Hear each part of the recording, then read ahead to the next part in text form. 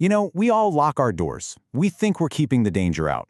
But what if the real threat is already inside? Today, we're digging into a case from South Delhi that's, well, it's more than just a crime story.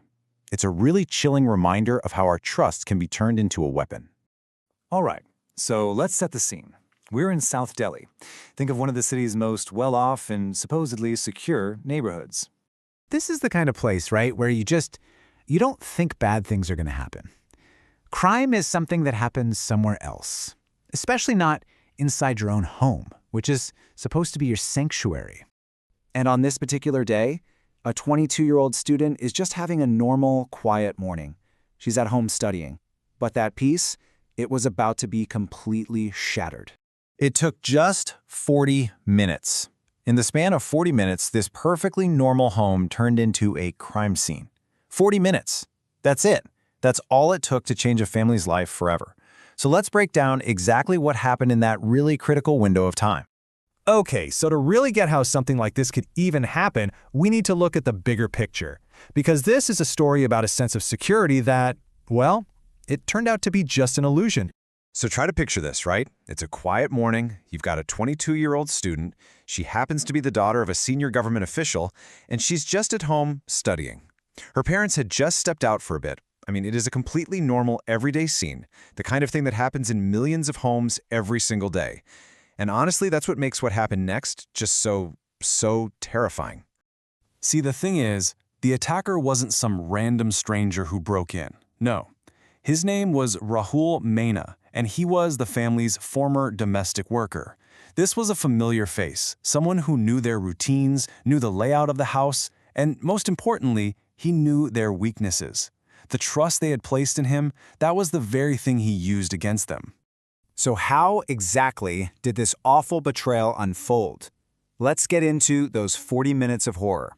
And as we do, I want you to pay close attention to just how calculated this whole thing was.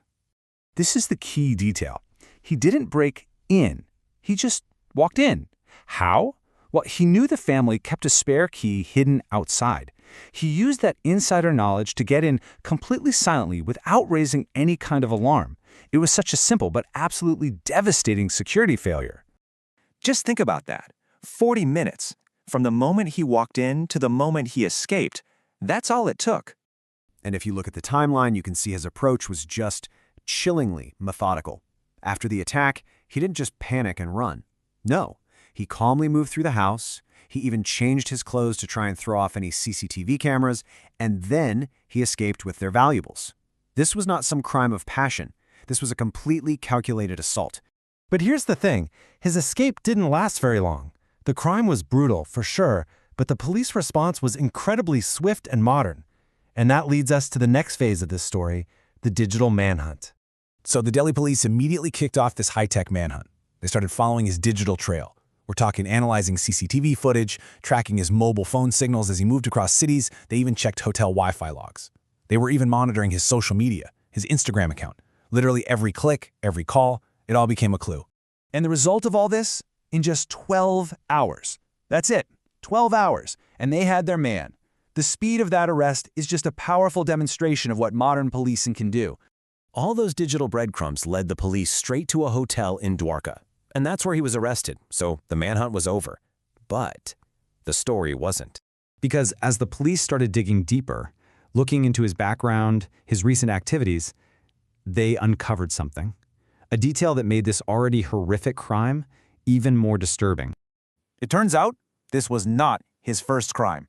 Investigators found out that just hours before the attack in Delhi, he had allegedly committed another assault in a completely different state. This wasn't an isolated incident. This was a violent spree. You know, this whole case, it really forces us to confront a pretty uncomfortable reality. And that brings us to the final, and I think most important part of this whole story, the danger that we so often overlook. So it all comes back to that central question, doesn't it? How could something like this possibly happen in what was supposed to be a secure home?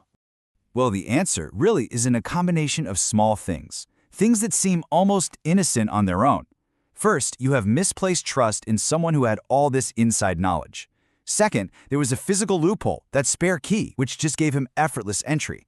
And third, there were predictable routines, a daily schedule that the attacker knew inside and out, and he exploited it to find the perfect moment to strike. What this case really shows us, and it's a painful reminder, is that the locks on our doors can't always protect us from a threat we've already invited in. We spend so much time preparing for the dangers we can't see, the strangers out there. But sometimes, the biggest threat is the one that's been standing right beside us all along, the one that already knows the way in.